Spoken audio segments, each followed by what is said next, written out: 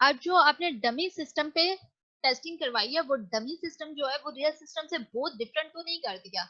अगर बहुत डिफरेंट हुआ है तो उस केस में भी जहाँ आपके जो यूजर जो है वो वर्सटाइल नहीं है, आपने सेम ग्रुप ऑफ यूजर्स ले लिए हैं, तो वो आपके उस केस में जो आपके रिजल्ट्स होंगे वो एक्सटर्नली वैलिड नहीं होंगे। मींस वो लैब में जो एक्सपेरिमेंट आपने परफॉर्म किया उससे जो आउटपुट आई वो आप उस रिजल्ट्स को जनरलाइज नहीं कर सकते ओवरऑल पॉपुलेशन के लिए।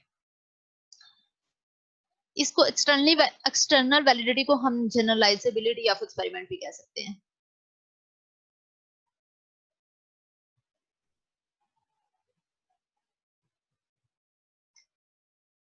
यहाँ पे एक्सटर्नल वैलिडिटी इंटरनल वैलिडिटी पे बात हुई है। आप यहाँ ये एक छोटा सा पैराग्राफ था, आपने मैंने स्लाइड में ऐड कर दिया, इसको आप रीड कर लें।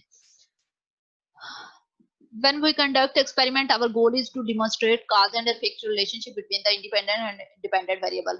जब हम कोई भी एक्सपेरिमेंट परफॉर्म करते हैं तो हमारा क्या मकसद होता है, हम काज और इफेक्ट के रिलेशनशिप देख रहे होते हैं। जो काज की वजह से इफेक्ट आना चाहिए, कोई और कंफाउंडिंग वेरिएबल की वजह से नहीं आना चाहिए।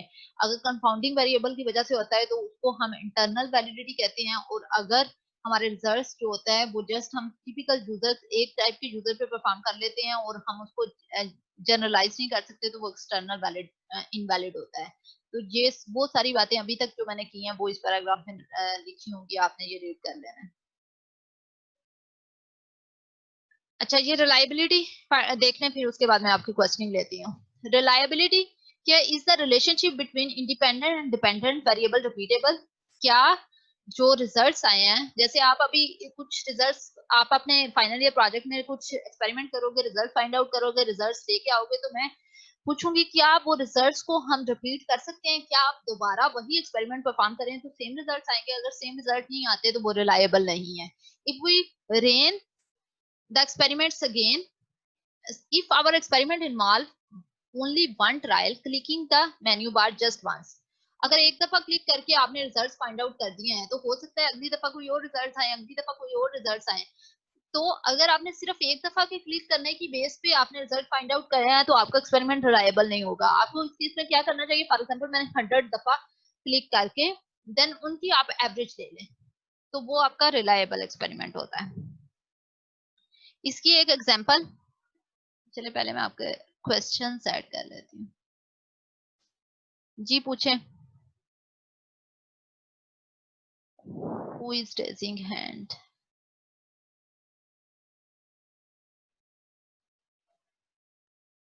किसी को, मुजीब को क्वेश्चन पूछना था, किसको क्वेश्चन पूछना है? उस्मान।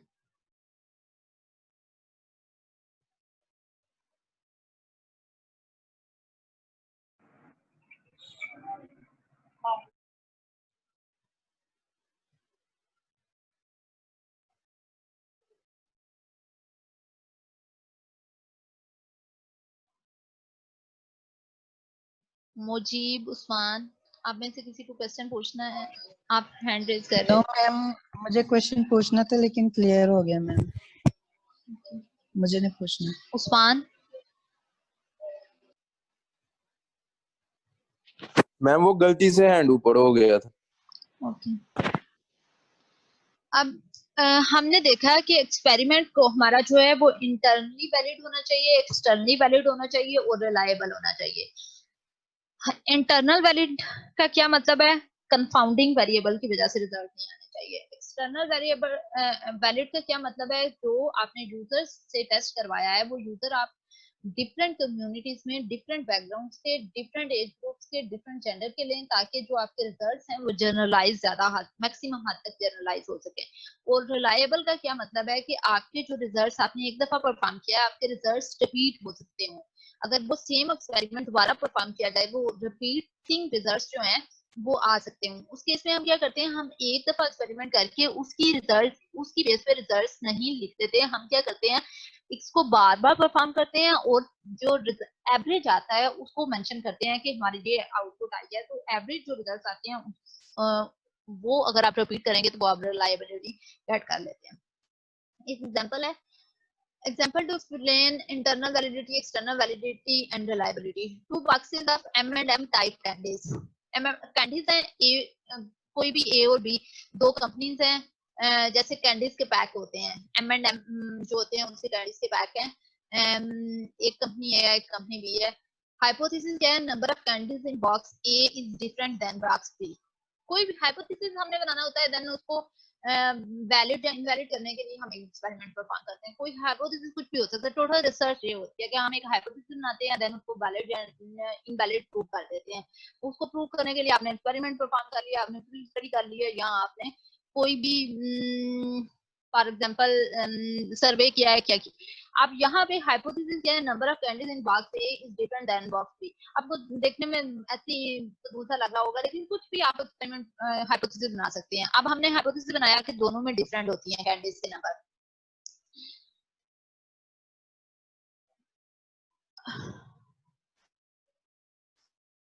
रिलायबिलिटी इस केस में क्या मतलब होगा, रिलायबिलिटी क्या होती है कि दोबारा रिपीट करने से सेम रिजल्ट्स आने चाहिए। Counting the candies manually is reliable only if there are few candies. अगर 3-4 कैंडीज हैं तो हम मैन्युअली करके रिलायबिलिटी, फिर हमारे रिजल्ट सेम आएंगे। जो हमने मैन्युअली खुद से कैलकुलेट किया, हमें पता है कि हमने 5 कैंडीज इस पैक में होती हैं तो 5 भी आएगा। 100+ अगर कैंडीज हैं पैक में तो मे बी इट इज हो सकता है कि 100+ कैलकुलेट वो काउंट करते करते मुझे मैंने एक गलती से कम काउंट कर दी हो या एक गलती से ज्यादा काउंट कर दी हो। तो repeating counting improves reliability and calculated summary statistic। summary statistic is अच्छा, यहाँ पे इस स्लाइड पे बात किया है ये एग्जांपल समझाने के लिए कि रिलायबिलिटी की, जैसे मैंने आपको एग्जांपल दी, जब हम मैक का मेन्यू बार हम फाइंड आउट कर रहे हैं कि जो कर्सर है वो मैक के मेन्यू बार पे ज्यादा तेजी से पहुंच जाता है, जो विंडो के मेन्यू बार पे ज्यादा फास्टर पहुंचता है। तो अगर हमने एक दफा जस्ट क्लिक करके रिजल्ट फाइंड आउट करके तो रिलायबल नहीं होगा। तो पहली दफा वो आ गया, दूसरी दफा चेंज हो, तीसरी दफा चेंज हो रिजल्ट। तो हम अगर ये 100+ टाइम करते हैं और देन हम सबका एक एवरेज देख के एक मीन जो है वो रिजल्ट कह देते हैं कि मैक पे मैक बार पढ़ने में इतना टाइम लगता है, और विंडोज का भी 100+ टाइम करते हैं और उसका एक मीन लेके कह देते हैं कि विंडोज के मेन्यू बार पे पढ़ने में इतना टाइम लगता है और उसकी बेस पे बता देते हैं कौन सा फैक्टर है, तो वो हमारा रिलायबल होगा। सेम उसी बात को बताया गया कि हम एक दफा नहीं करते, हम मल्टीपल टाइम करके और उसको रिपीट उसका स्टैटिस्टिक मीन या एवरेज ले लेते हैं, तो वो रिलायबल होता है।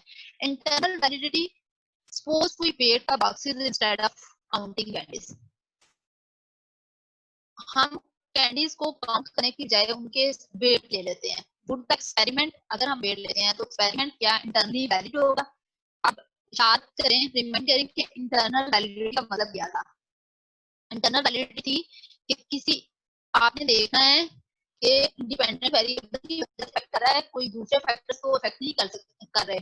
अब नंबर ऑफ कैंडीज हमने फाइंड आउट करनी है। वेट करने से अगर किसी बॉक्स का वेट ज्यादा होगा, क्या होगा कि इसमें कैंडीज ज्यादा है, हो सकता है ना, हो सकता है उस बाग का साइज ज्यादा, उस बाक्स का वेट ज्यादा हो, अंदर कैंडीज कम हो सकता है कैंडीज का साइज, अंदर वाली कैंडीज का साइज ज्यादा हो, उसमें 5 कैंडीज हो, दूसरी बाग में छोटी साइज ज्यादा खरीद हो।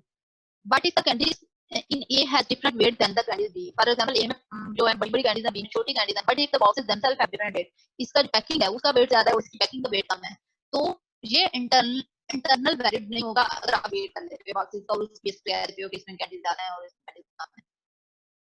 External validity, does this result apply to all boxes in the world except A and B।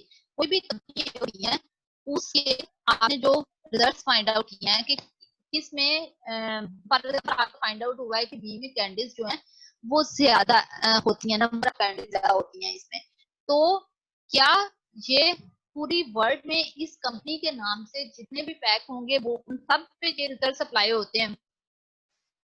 नहीं। What do you think we should do to make it externally valid?